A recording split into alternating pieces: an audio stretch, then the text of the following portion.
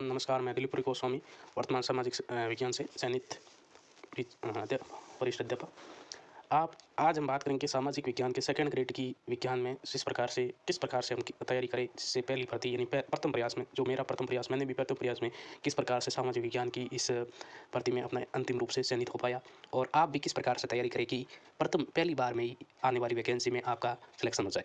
विद्यार्थियों, आपको अगर अगर हम बात करते हैं कि हमारा सामाजिक का पूरा पैटर्न को समझने की थोड़ा सा मोटा-मोटा, वैसे तो आप जो भी तैयारी कर रहे हैं उनको आइडिया तो होगा, लेकिन अगर हम बात करें तो हमारा टोटल 300 नंबर का सब्जेक्ट होता है, 200 नंबर का जीके होता है, ठीक है?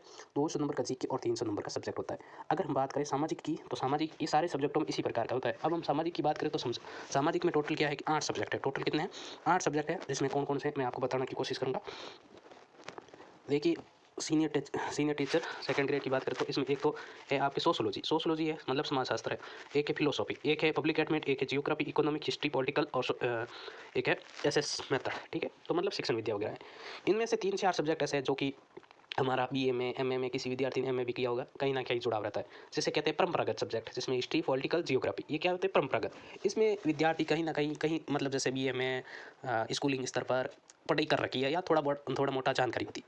और ऐसे कुछ 3-4 सब्जेक्ट ऐसे हैं जिनकी जानकारी हमें मतलब ये तक नहीं होती है, और इन एग्ज़ाम सेकंड ग्रेड के एग्ज़ाम में नए सब्जेक्ट होते हैं। इनको कह सकते हैं गैर परंपरागत, जिनको हम पहले कभी पढ़ा नहीं होगा, ऐसे सब्जेक्ट हैं।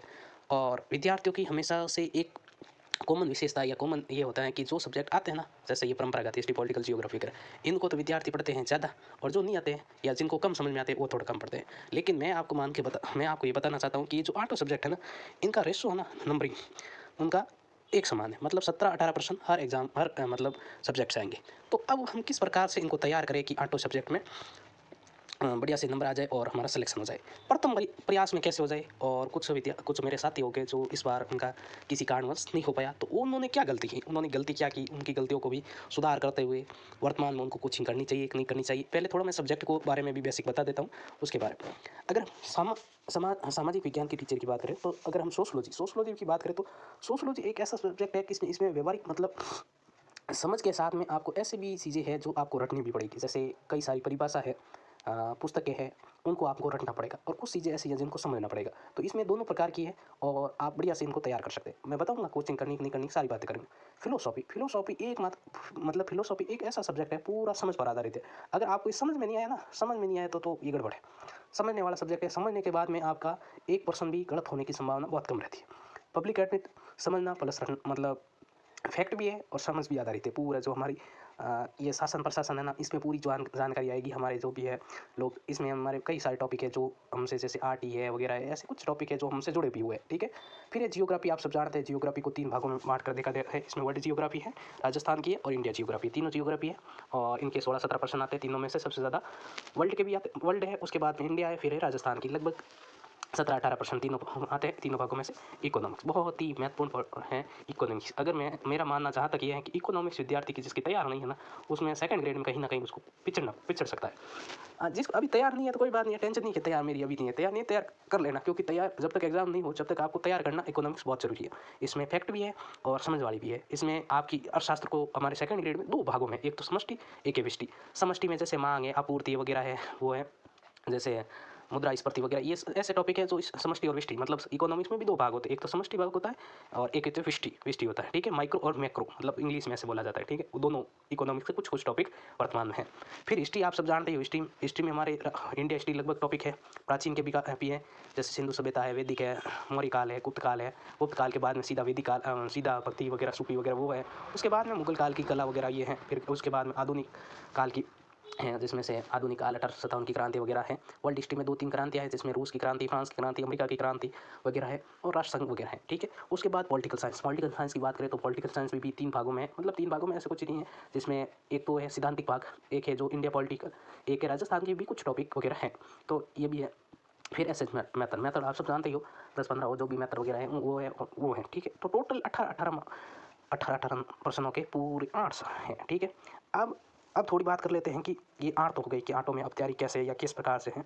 तो अब मैं विद्यार्थियों को या स्टूडेंटों को 2 प्रकार के स्टूडेंट है उनको 2 भागों में बाँट कर देखता हूँ। एक तो है कि जो है फ्रेशर है, एक है जो ओल्ड है, जो तैयारी तो की थी उन्होंने, लेकिन किसी वजह से उनका सिलेक्शन नहीं हो पाया, ठीक है? अब फ्रेशर, मैं भी तैयारी की, उस समय फ्रेशर ही था, तो अब तो ठीक है, सिलेक्शन हो गया तो थोड़ा प्रेशर प्रेशर नहीं है, आगे फर्स्ट ग्रेड में हम भी फ्रेशर ही होंगे।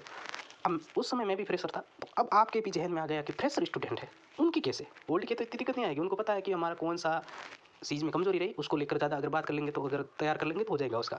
लेकिन फ्रेशर स्टूडेंट है, उनको ऐसे समस्या आएगी कि 8-8 सब्जेक्टों को कैसे लेकर खुद से पढूँ, कोचिंग जाऊँ, ऑनलाइन लूँ, ऑफलाइन लूँ, कैसे लूँ? तो अब मैं आपको एक-एक बताता हूँ। अगर अगर आप फ्रेशर स्टूडेंट है, तो मेरा जहाँ तक मेरा मानना है, आप अपने स्तर पर भी देख लेना, कोई दिक्कत नहीं है। मेरा जहाँ तक मानना है, आपको ऑनलाइन या ऑफलाइन कोचिंग कर लेनी चाहिए। सामाजिक विज्ञान है सब्जेक्ट, इसलिए मैं बोल रहा हूँ कोचिंग कर लो। कोई ऐसा 10-15 हज़ार या 20 हज़ार से कोई नुकसान नहीं होगा। आपकी महीने की सैलरी 25 हज़ार है, तो ऐसा कुछ नहीं है। और अगर आपको ऐसे 25 हज़ार नहीं मांगने, 25 हज़ार खर्च नहीं करते हो, 7-8 हज़ार में ऐप वगैरह में मिल जाएगा, घर बैठ के भी कर सकते हो, ठीक है। कोचिंग फ्रेशर स्टूडेंट है जिनका औसत है ना मेरे जैसे, जो मेरे से हाई मतलब जो हाई स्टूडेंट है, आईक्यू लेवल उनका बहुत तेज है, उनको यूँ समझने में कोई दिक्कत नहीं आती, 8-8 वाले कितने ही 10 सब्जेक्ट लिया हो तो भी उनमें कोई दिक्कत नहीं आती। तो आप अपने स्तर पर देख लेना। बाकी औसत स्टूडेंट है जिनको लगता है कि भाई इतने-इतने सब्जेक्टों को तो हमारी मतलब हम एग्ज़ाम के अनुसार नहीं पढ़ पाएँगे, समझ नहीं पाएँगे, प्रश्न किस प्रकार के आएँगे, तो उस हिसाब से कोचिंग करनी चाहिए। अब आप कहोगे कोचिंग कौन सी करें? अब कोचिंग कौन सी करें? अब मैं बता देता हूँ मैंने कौन सी की, आपकी मर्ज़ी हो जो कर लेना, ठीक है?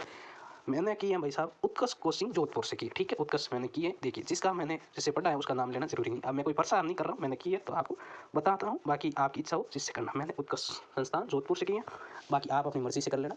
बढ़िया पढ़ाया था, हमें जो नोट्स में पढ़ाया था उसमें से अधिकतम 80% मैटर आ जाता है। और हमारे क्या है कि हम स्टूडेंट होते हैं ना, हम संतुष्ट नहीं होते थोड़े बहुत और दूसरे वगैरह फिर देख लेते हैं, बाकी मैटर नोट्स में से आ जाता है। और एक दो मैं आपसे बता सकता हूँ कि भाई बढ़िया कोचिंग कौन सी है, सामाजिक अपने सामाजिक की। सामाजिक में मेरे जहाँ तक मेरा मानना है ना, तो आप मेरे हिसाब से या तो उत्कर्ष लेना या कला, 2 कोचिंग बेस्ट कोचिंग है सामाजिक के लिए। और इनको भले ऑफलाइन ऑनलाइन जैसे भी हैं उनमें से ले लेना, बढ़िया बढ़िया कोचिंग, इनमें ठीक ठाक टीचर भी है और पढ़ाने का जो परीक्षा के अनुरूप है वो पढ़ा लेते हैं, ठीक है। बाकी ऐसे कोचिंग बहुत है, लेकिन फिर वहाँ पर टीचर नहीं मिलेंगे, क्योंकि इसमें सब्जेक्ट के टीचर सामाजिक में बहुत ज़रूरी है। जैसे सोशियोलॉजी है तो उत्कर्ष वाले बढ़िया टीचर आरएस वालों से पढ़वाते हैं, तो वो ठीक ठाक पढ़ाता है, ठीक है।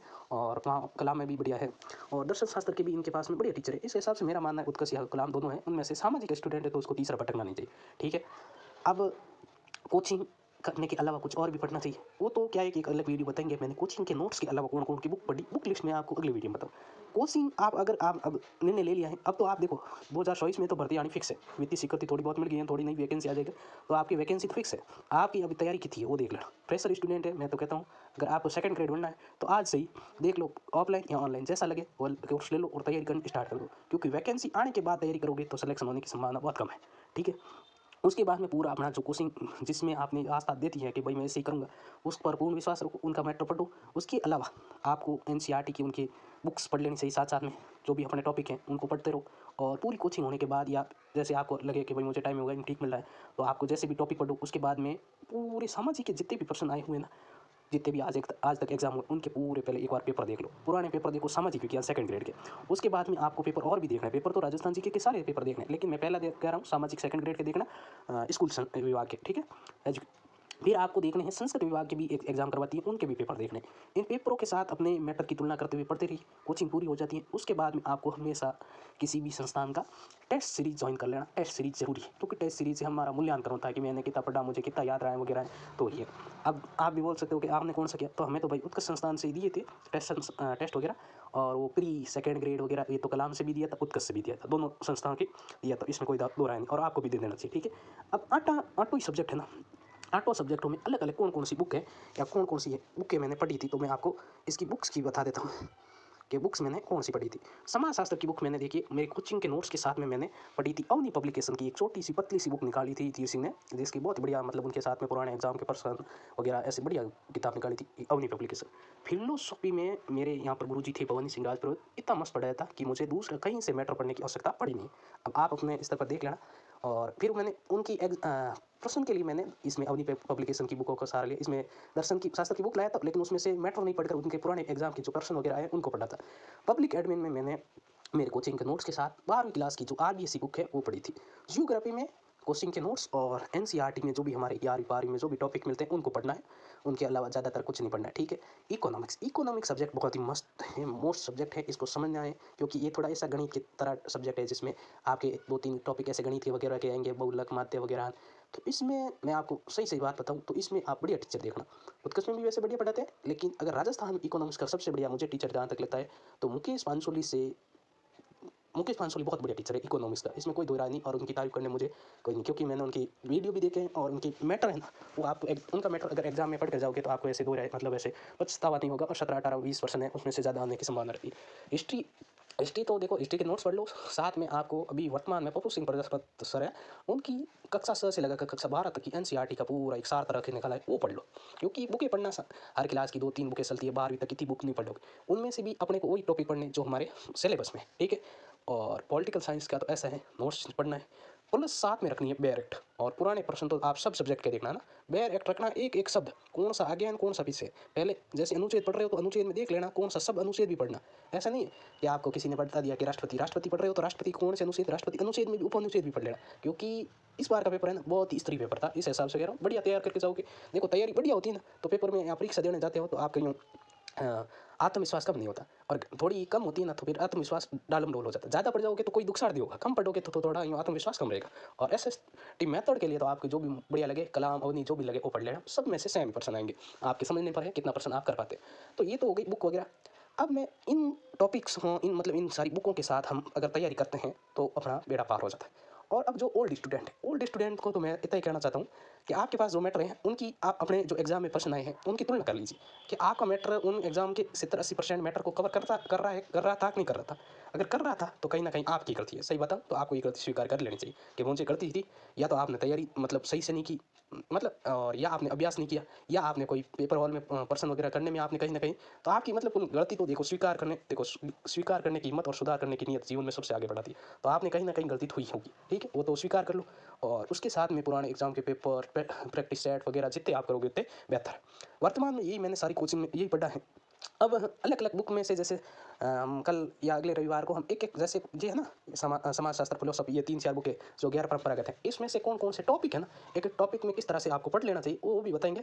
और 1-2 वीडियो अपन ऐसे भी बनाएंगे सेकंड ग्रेड के साथ में थर्ड ग्रेड की सामाजिक विज्ञान वाले स्टूडेंट कैसे तैयारी कर सकते हैं, कि वर्तमान में अभी वैकेंसी तो देखिए वैकेंसी तो आ जाएगी नए साल में, वैकेंसी तो आनी फिक्स है, लेकिन थर्ड ग्रेड वाले ऐसे सोचते हैं कि थर्ड ग्रेड भी साथ में करनी है वगैरह, तो वो भी बता देंगे किस प्रकार से करते हैं। तो अगले रविवार या उससे पहले भी हम एक वीडियो ऐसे बनाएंगे कि इन जो बुक में कि सेकंड ग्रेड के साथ थर्ड ग्रेड वाली तैयारी कैसे हो, और फिर हम एक एक ये सब्जेक्ट है सोशियोलॉजी, फिलोसॉफी, इकोनॉमिक्स, इनमें से किस प्रकार के एग्जाम में हमारे एग्जाम में प्रश्न आए थे और हमें किस प्रकार को समझते हुए पढ़ना चाहिए। और अगर मेरा देखो इरादा है कि मैं आपको मेरे नोट्स है ना, नोट्सों से आपको थोड़ा बहुत ये मुझे ये दर्शन शास्त्र वगैरह इकोनॉमिक्स बहुत बढ़िया सब्जेक्ट लगते हैं, तो इनका भी आप पहले पढ़ लीजिए, फिर बाद में आपको दोहराएंगे मेरे नोट्स किस प्रकार के थे, और उस हिसाब से आप भी देख लेना वीडियो, थोड़ा 10-15 मिनटों का वीडियो होगा, उसको भी आप देख लेना साथ साथ में तैयारी करते हो तो उसमें से, और मैं आपको ये भी बताता चलूँगा कि यहाँ से प्रश्न ऐसे आया था, आपको ये इतना याद रखना चाहिए, ठीक है। तो अब यदि ये इतना वीडियो मैंने बनाया है तो अब देखो जो भी तैयारी कर रहे हैं उनको साथ में शेयर भी कर दीजिए, जिससे उनका